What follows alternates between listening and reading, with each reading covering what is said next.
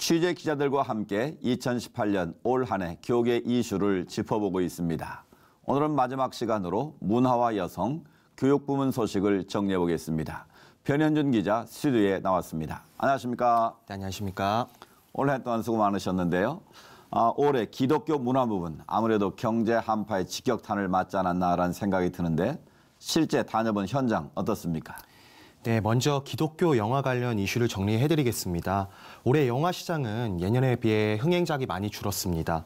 그리고 그 흐름이 기독교 영화계까지 이어져서 불황이었다고 평가할 수 있는데요. 네. 하지만 지난 10월 31일 사도 바울의 생애를 담아낸 바울이라는 영화가 개봉돼 20만여 명의 관객을 동원하는 소개의 성과를 거뒀습니다. 네. 올해 개봉한 10여 개 기독교 영화 중에 가장 많은 관객을 동원했고요. 그 뒤로는 폴란드로 간 아이들과 막달라 마리아 부활의 증인 등의 영화가 뒤를 이었습니다. 그렇군요. 그럼 다음으로 공연 시장 쪽을 한번 짚어보죠. 기독교 공연 시장 규모 얼마나 됩니까? 네, 올 초 문체부에서 발표한 공연예술 실태조사에 따르면 우리나라 한 해 공연 시장의 규모는 7,480억 원 선입니다. 네. 그중 기독공연의 규모는 대략 일반 시장 규모의 1% 선으로 추측이 되고 있습니다. 생각했던 것보다는 상당히 적은 것 같은데요. 그럼에도 불구하고 지난 1년간 공연된 작품이 적지 않았던 것 같은데 어떻습니까? 네, 먼저 기독 공연계를 주요 장르별로 정리해봤습니다. 첫째로 뮤지컬입니다. 일반 공연 시장에서 가장 비중이 높은 뮤지컬 장르는 기독 공연계에서도 가장 활발한 움직임을 보여줬고요. 특별히 기독 뮤지컬 전용관을 표방하고 개관된 대학로 작은 극장 광야에서 여러 편의 뮤지컬이 개봉됐습니다. 네. 3만여 명에 달하는 관객이 동원되는 성과를 이뤄내서 극단 광야 창단까지 이어지기도 했습니다. 네. 열악한 환경 속에서도 선전을 했다라는 생각이 드는데요. 다른 분야 어떻습니까? 다음으로는 연극과 콘서트 정도로 말씀드릴 수 있을 것 같습니다. 먼저 연극 분야에서는 루터라는 공연이 가장 많은 사랑을 받았습니다. 네. 작년 종교개혁 500주년이 갖는 시의성을 이어서 이번 연도 초까지 공연이 이어졌고요. 중장년층에게 많은 사랑을 받았습니다. 네. 이외에도 비밀번호, 침묵 등이 무대에 올려졌지만 뮤지컬 장르에 비해서 공연 편수가 조금 작았다는 아쉬움이 듭니다. 그런가 하면 기독교인들에게 책은 다른 문화 공연보다 좀 쉽게 다가갈 수 있는 분야인데요. 출판계 쪽 상황은 어떻습니까? 출판사 부문 빅3로 불리는 두란노 서원과 생명의 말씀사, 규장의 점유율은 여전히 높았습니다. 하지만 생명의 말씀사의 경우 온라인 시장에서 조금 약세를 보였고 규장의 경우 베스트셀러의 종수는 많았지만 유지 기간이 짧았다는 단점이 있었고요. 그리고 두란노 서원의 경우 팀 켈러와 조정민 작가를 제외한 눈에 띄는 저자가 없었다는 점이 아쉬움으로 남습니다. 네, 올 한 해 독자들에게 사랑받는 책이 어떤 것들인지 궁금한데요. 스테디셀러 뭐가 있습니까? 네, 5가지 사랑의 언어와 목적이 이끄는 삶, 철로 역정 등의 고전들이 변함없는 강세를 보였고요. 네. 어성경이 읽어지네와 내면 세계의 질서와 영적 성장 등이 재출간돼서 준수한 판매고를 올렸습니다. 그렇군요. 베스트셀러 부분에서는 어떤 책이 주목을 받았는지요? 네, 지난 1년간 베스트셀러 목록에 든 출판사는 56개사이고요. 네. 도서는 모두 188종이었습니다. 두란노가 29종, 규장이 27종, 복 있는 사람이 18종으로 가장 많은 베스트를 출간했고요. 저자별로 구분해서 보면 총 140명의 저자가 베스트셀러를 저술했습니다. 네. 이 중 팀 켈러가 9종을 베스트에 올려서 최다 배출 작가가 됐고요. 이해실 저자가 7종, 조정민, 유기성, 김양재 등의 저자가 4종으로 뒤를 이었습니다. 그중 베스트 1위는 생명의 말씀사의 레전드 5가지 사랑의 언어였는데요. 16년도에도 2위를 차지하고 17년도 1위에 이어서 이번 연도에까지 1위를 차지해서 말 그대로 효자도서라고 말할 수 있을 것 같습니다. 네. 마지막으로 교회 음악 부문 어떻습니까? 네, 올해 국내 발매된 CCM 음원 수는 3,800여 장입니다. 네. 특이점으로는 일반 음악 시장의 불황이 CCM계까지도 이어지면서 제작 방식의 변화가 조금 일어나고 있습니다. 대규모 편성과 리얼 악기 중심의 녹음 환경에서 소규모 편성과 홈 레코딩 방식의 제작이 많아졌는데요. 음반 발매의 리스크를 줄이기 위한 방편으로 보면 될 것 같습니다. 또한 예전처럼 음악을 잘 만들면 알아서 찾아 듣는 시대가 지나가고 가수 개인이 마케팅에 직접 뛰어드는 경우가 많아지고 있습니다. 네. 가수가 직접 마케팅을 한다. 좀 독특한데요. 어떤 방법으로 시도하는 건가요? 2018년 대중문화 전체의 키워드는 유튜브라고 해도 과언이 아닐 겁니다. 바로 이러한 유튜브 플랫폼을 이용한 홍보나 개인 SNS를 이용한 홍보가 이어지고 있습니다. 네, 교회와 세상을 이어주는 이음줄 역할을 하는 문학의 소식 잘 들었는데요.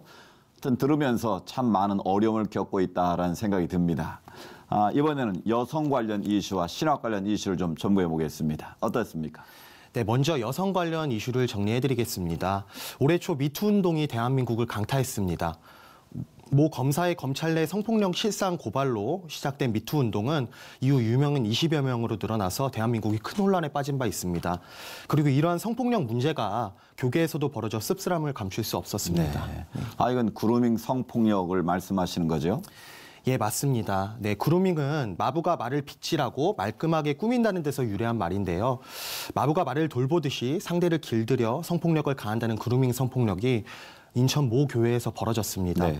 이 일이 교계를 넘어 사회적으로도 큰 파장을 일으켰습니다. 그리고 또한 기독교 대학 감리의 모 감독이 성추문으로 논란을 일으키기도 했습니다. 네, 참 교계에 이런 성추문이 퍼졌다는 것은 너무나 안타까운 일인데요. 많은 분들에게 충격이 되었던 것 같습니다. 그런가 하면 페미니즘 논란이 뜨거웠어요. 예, 또한 올해는 페미니즘 관련 이슈들도 정말 많았습니다. 페미니즘은 본래 논리만 본다면 지극히 정상적이고 합당한데요. 핍박받았던 여성의 해방, 그리고 사회 전반적으로 불리하게 적용되어 온 당연한 간습에 대한 해방 등이 슬로건만 보면 사회운동으로 정말 대부분의 사람이 지지할 만한 내용들입니다. 그러나 페미니즘이 점점 급진적 페미니즘으로 변질되면서 본래 추구하던 여성인권 향상과 양성평등이 아닌 남성 혐오로 번지는 것이 많은 아쉬움을 낳고 있습니다. 네. 그러니까 혐오가 분열과 갈등을 초래하는 부작용도 낳지 않았습니까? 실제는 어떻습니까? 네, 대표적으로 최근 일어났던 이수역 폭행 사건을 예로 들 수 있습니다. 사건 당시 피해자라고 주장하던 여성들은 여자 머리가 짧았다는 이유만으로 맞았다며 여혐으로 인한 폭행을 주장했습니다. 네. 그러나 이로 인해서 이 36만여 명의 국민들이 국민청원에 동참하는 등 남성과 여성의 대립의 골이 깊어진 바 있는데요.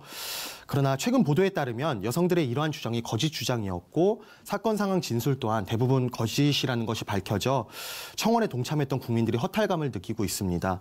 이렇듯 여성 혐오, 남성 혐오가 아닌 성별에서 오는 특성들을 서로 이해하고 존중해 나가는 자세가 필요하지 않을까 하는 아쉬움이 듭니다. 네. 마지막으로 신학 관련 이슈들 한번 짚어볼까요?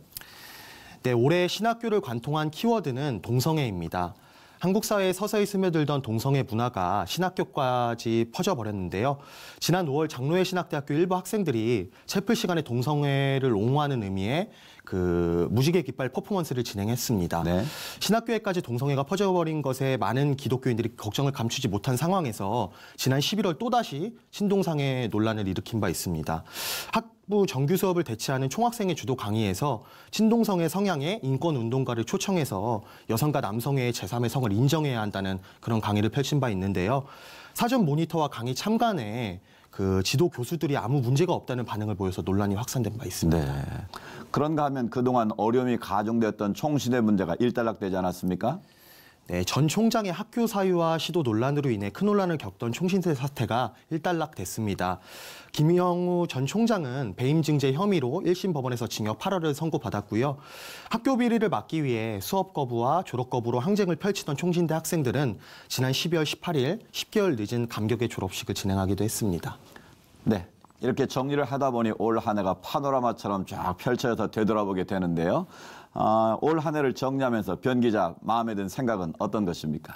네, 1년간 좋고 나쁜 소식들이 정말 많았습니다. 새해에는 교계의 아름다운 소식이 좀 더 많아졌으면 하고요. 네. 개인적으로는 대부흥사로 수많은 사람들에게 복음을 전하신 빌리 그레이엄 목사님과 수많은 기독저서를 집필하시고 목사들의 목사로 불리울 만큼 목회자들에게 큰 존경을 받았던 유진 피터슨 목사님께서 하늘나라로 떠나신 것이 가슴에 남습니다. 네. 저희 채널이 한국교계 언론사 중 유일하게 빌리 그레이엄 목사님의 장례식에 참여하기도 했는데요. 교회사의 거목이신 두 분의 삶을 되돌아보고 내년 한 해는 좀 더 크리스천다운 삶을 사는 저와 여러분이 됐으면 합니다. 참 아쉬움이 많은 한 해 했는데 변 기자 소원대로 새해에는 더 좋은 소식 많이 전했으면 좋겠습니다. 올 한 해 수고 많았습니다.